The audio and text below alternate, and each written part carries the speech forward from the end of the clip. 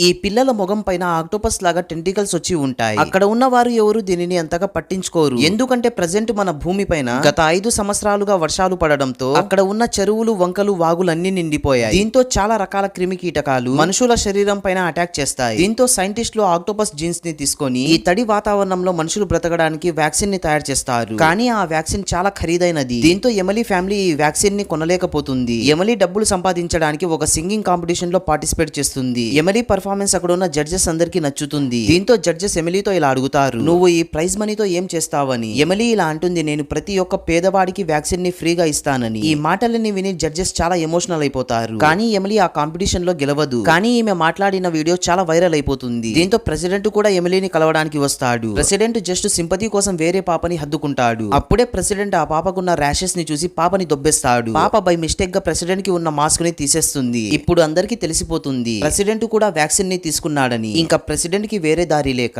అందరికీ free vaccine ఇస్తానని promise చేస్తాడు.